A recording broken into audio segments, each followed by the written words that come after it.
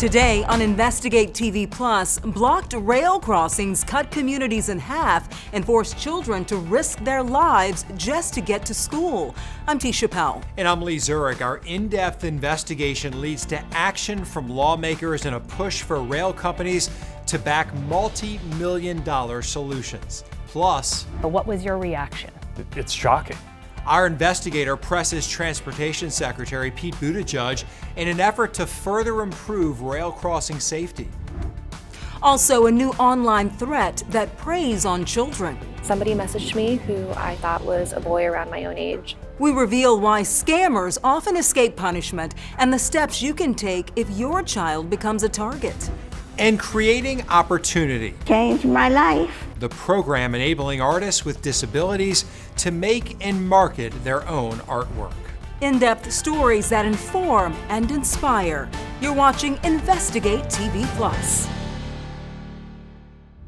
Trains are an essential part of our economy, moving the things we need and want around the country, but they also pose a danger. A 2019 study by the Government Accountability Office found in the last decade, freight trains have been getting longer in an effort to cut costs and fuel, some stretching as long as 3 miles. As they do, more and more rail cars are blocking rural and urban intersections, putting the safety of communities at risk.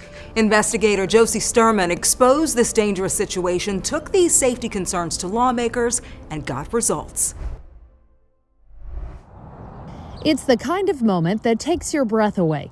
A little girl in a bright red coat, tiny arms and legs wiggling underneath a train car that could move at any moment. This is a situation that would usually send people running, but in Hammond, Indiana, it's quiet as she dusts herself off, casually picks up her book bag and a dropped water bottle, and carries on. Her book bag could have got caught, her jacket could have got caught, the train could have started moving while she caught. Moments like this still shock Akeisha Henderson, who moved here 3 years ago. You better start moving, that thing's gonna move any second now. She started recording these moments, posting on social media, showing the world what normal looks like in a city where trains may block the streets for hours at a time. It's too far down. Leaving kids with no choice but to take their chances, tangling with the steel beast that often stands in their way to school. I know they're used to it, I can tell, because it's like they didn't hesitate to do it. Industry experts say trains generally stop like this because their crew have reached the maximum hours they can work, or because of rail switching practices which impact when and where trains can move. Our investigative team and our partner, ProPublica, saw what can happen when they block crossings, watching everything from a student lifting his bike over stalled trains to crowds of kids waiting to see if a train would move before jumping over one by one to make the morning bell. What do you think when you see that? I think it's outrageous. We took the video to members of Congress. When you saw that video, what was your reaction? It's shocking. And Transportation Secretary Pete Buttigieg. It's exactly why we believe that there needs to be and can be more done about this issue. Our investigative team combed through data from the Federal Railroad Administration, which has been collecting blocked crossing complaints from the public since 2019. Last year alone, that data shows more than 30,000 reports of blocked crossings across the nation, with Texas, Ohio, Illinois, Indiana, and Tennessee in the top 5 for complaints. But the FRA, which falls under Buttigieg's umbrella, has no legal authority to regulate the problem. It's always frustrating when you see behavior by a company and you're a regulator and you can't just grab them by the collar and say, stop it. Secretary Buttigieg believes this is the moment for Congress to act and give the FRA more authority. But he's not waiting for solutions. He's funding them, putting $3 billion toward projects nationwide that make crossings safer or get rid of them altogether. If we can target those resources to where there is the most inconvenience or the most danger, then that's going to be a big win for the communities that are impacted. Communities like Hammond, where other potential solutions are now in the works in the wake of our April investigation. I've been singing from this set of tunes for 20 years, and finally we're getting traction. Hammond Mayor Tom McDermott says the CEO of Norfolk Southern, the rail company that's routinely blocking the city's crossings, reached out after seeing footage of kids climbing under and over trains. McDermott confirmed they're now working out details of a proposed $5 million pedestrian bridge that he's confident Norfolk Southern will fund the majority of. This action could save lives. It will save lives, no doubt about it. This is more than an inconvenience. This is dangerous. Senator Raphael Warnock is concerned about blocked crossings in his home state of Georgia and nationwide, addressing that danger in May, successfully adding provisions related to blocked crossings into a rail safety bill. If these large railway corporations are able to act with impunity and no penalties, no accountability, this is what you get.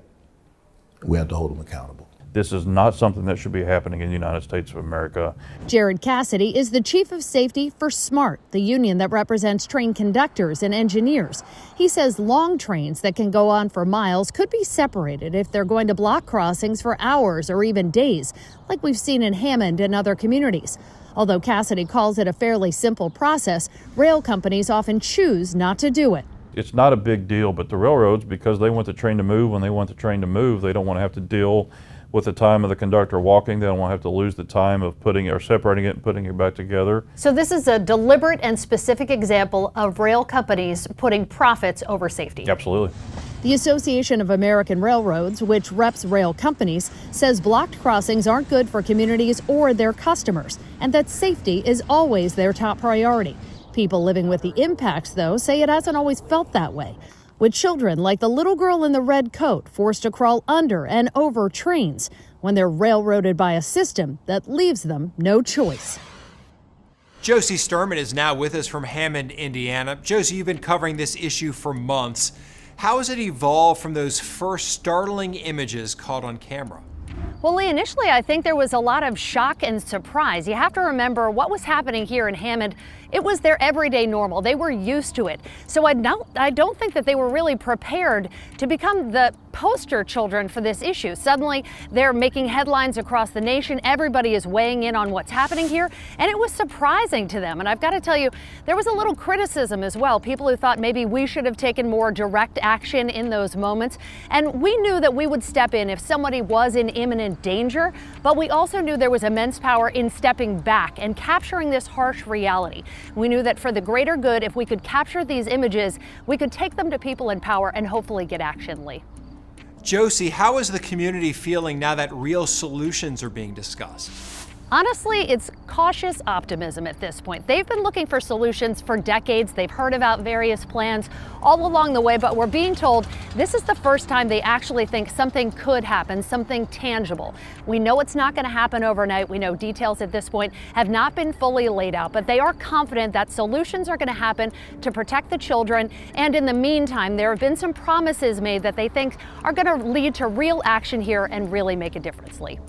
Thanks, Josie. Money-saving trick or travel trouble?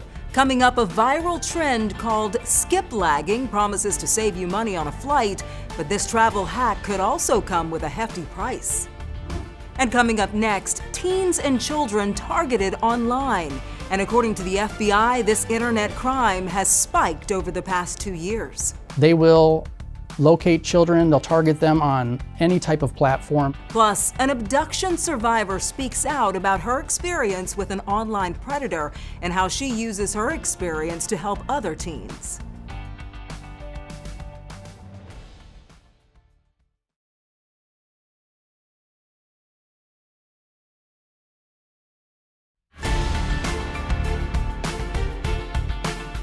It's a new type of explicit blackmail targeting children and teens. It's called sextortion, where online predators threaten to share sexually explicit images or videos if you don't meet their demands. The FBI says sextortion can start on a dating, social media, or gaming app when someone sends you a friend request. Investigator Carice Jackman examines how these criminals are preying on children and why they are hard to catch. A warning, some of what you are about to hear is graphic. I certainly never thought in a million years that this could happen to me. My family certainly never did. As one of the very first known victims of internet child exploitation, Alicia Kozak is passionate about protecting kids from dangers online. And an emerging threat she worries about now is something called sextortion. When it comes to sextortion, they never need to physically touch that child. Alicia's personal story to advocacy began in 2002 when she was just 13 years old. Somebody messaged me who I thought was a boy around my own age. She says a man lured her out of her Pittsburgh, Pennsylvania home and abducted her outside. The man held her captive in his Virginia basement, where she was raped, beaten, and tortured. How long were you there for? It was 4 days, and he was going to kill me, it's believed, on the day that I was rescued. Alicia says her kidnapper live streamed the abuse to an online audience. She said she was given a second chance when someone watching the stream recognized her face from the National Center for Missing and Exploited Children's poster and called in a tip to authorities. Her kidnapper was ultimately convicted and sentenced to prison. And we start tonight with a warning about sextortion. Since Alicia's abduction, internet crimes against children have skyrocketed. And these criminals are continuing to extort the teenagers until a lot of them end up committing suicide. And as technology continues to evolve, so does the way predators lure kids in what law enforcement calls sextortion. Law enforcement says the cyber criminals start off pretending to be somebody else, most likely a teen. Once they gain a person's trust, they ask for explicit photos. With the photos in their possession, the criminal demands money, threatening to release the images if the teen doesn't keep sending more photos or hand over money or gift cards. Supervisory Special Agent Timothy Simon with the FBI says in early 2022, their agency saw an explosion in the number of financial sextortion incidents. Unfortunately, they are very savvy. They often impersonate children of a similar age, characteristics, and location. They will locate children, they'll target them on any type of platform. Simon says law enforcement received over 7,000 reports over the past year of online financial sextortion of minors, with at least 3,000 victims, most of them boys. But we've learned a major hurdle in tackling this crime is location. Many sextortion cybercriminals are overseas. How difficult is it for you to just go in there and nab some of these criminals? As much power or authority as the FBI may have, we don't have jurisdiction or authority in countries around the world, and that's where our relationships and our partnerships with the host nation law enforcement and their government officials plays a really big role. As for Alicia, she continues to work to protect others, sharing her story to kids at schools across the country. She's testified before Congress and helped push for Alicia's Law, which helps secure funding for task forces and is currently in 12 states. We have to fund the groups that can protect and rescue the children. According to the National Center for Missing and Exploited Children, here are some key takeaways. Remember, the blackmailer is to blame, not you or your child. Make sure you get help before deciding whether to pay money or comply. Cooperating or paying rarely stops the blackmail. Report the account and block the suspect, but do not delete your profile or messages because that could be helpful in stopping the blackmailer. If you are a teen or parent and you have encountered a sextortion scheme, you can call the FBI's tip line at 1-800-CALL-FBI. You can also go to the National Center for Missing and Exploited Children's website and file a report. Coming up, Inspire to Create. This place means a lot to me. It did a lot for me. The organization empowering artists with disabilities to make and sell their artwork. But first, some flyers use this hack to find cheap flights. We break down skip lagging and the risk you need to know before you book.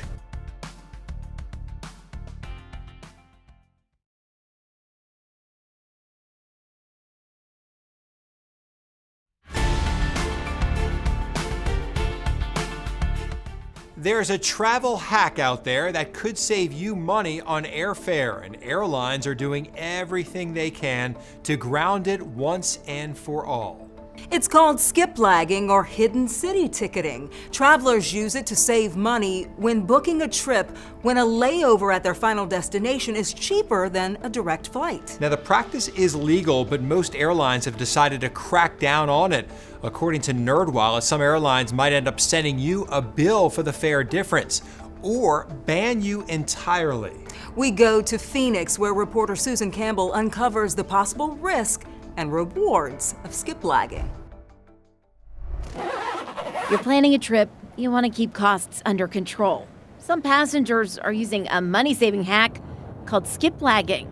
You're buying a connecting ticket, but you're getting off in the connection because the connection city is really where you want to go. Here's how it works. Let's say you want to fly from Phoenix to Philadelphia. For our hypothetical trip, we'll say that a one-way direct flight costs $250. But you search again, and you find a flight from Phoenix to New York City that has a layover in Philadelphia for $200. You book that cheaper option and skip the second leg of your trip. You just saved $50 and still got to Philly. Sometimes you're able to find a better deal when you're using skip lagging. However, it comes with a lot of caveats. It is not for the traveler that travels maybe once or twice a year. There are definitely things to be aware of, as well as trying to find that particular city that you're looking to get to is a little bit of a scavenger hunt when you're looking online. Airlines don't like this money-saving hack. Most carriers spell it out in their contract of carriage that it's not allowed. While it's not illegal, can come with a lot of repercussions. Like, for example, if the airline finds out that you are getting off at your connection, they can cancel your ticket altogether before you even get on that first flight. They can also strip you of airline loyalty miles. If you still want to give it a whirl, there are several things to keep in mind. First, you can't check a bag because it will end up in what's supposed to be your final destination. And this only works on one-way tickets. If you had purchased a round-trip itinerary and got off at that first connection, that second part of your journey, that entire rest of your itinerary gets canceled out because you get counted as a no-show. I don't know about you, but that seems like a whole lot of work. It does, and it's probably just to save a little bit of money, so why go through the trouble? I guess some people in bigger airports going to big locations may do it, but not for us at least. All right, there are other ways to save on airfare without the risks. NerdWallet suggests being flexible with your travel dates and times. Use Travel Rewards credit cards that earn points or miles. Many airlines offer discounted rates when you book months ahead of time. And finally, consider flying into nearby airports instead of major hubs, which could significantly decrease your ticket cost. Up next, Drawing Inspiration, the nonprofit giving artists with disabilities an outlet to create and an opportunity to thrive.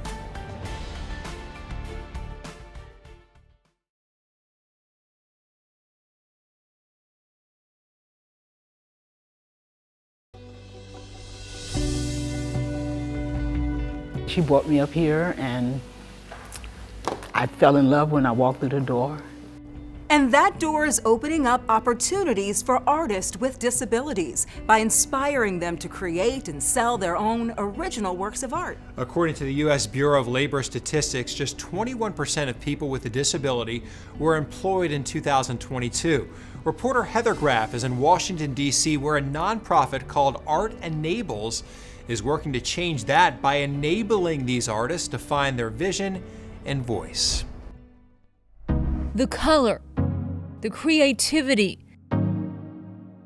and each carefully curated exhibition is similar to what you'd see in any art gallery anywhere.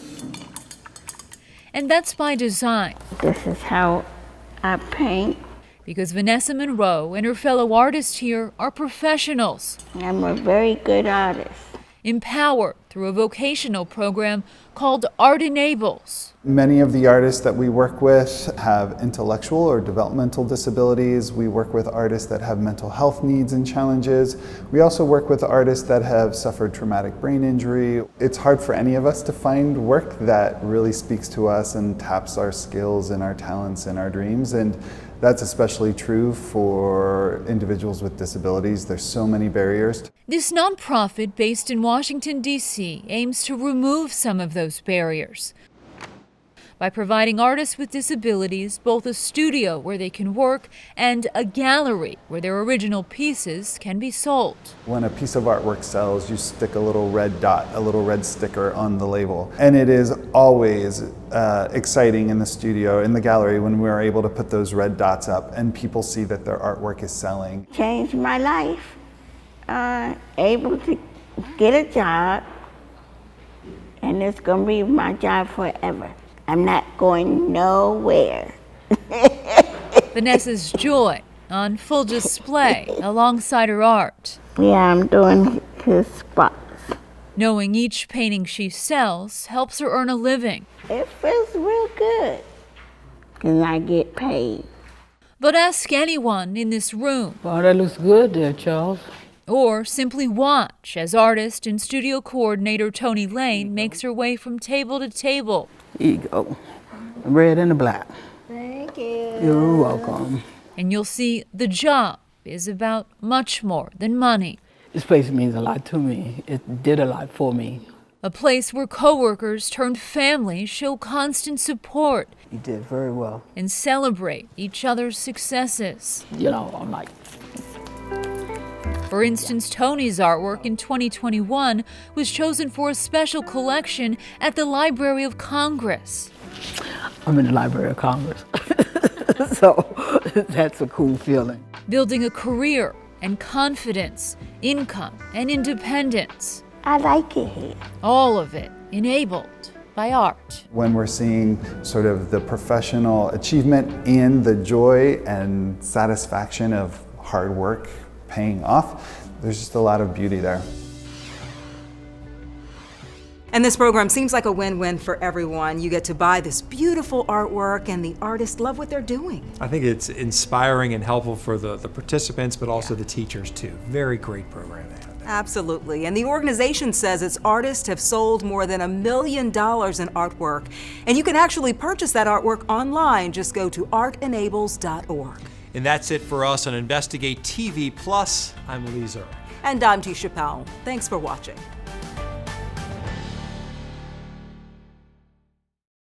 Next time on Investigate TV Plus, dozens of children killed every year in hot cars. I'm here to tell you that it does happen. It happens to amazing parents. The new tech rolling out to prevent this, and why advocates say it is not enough.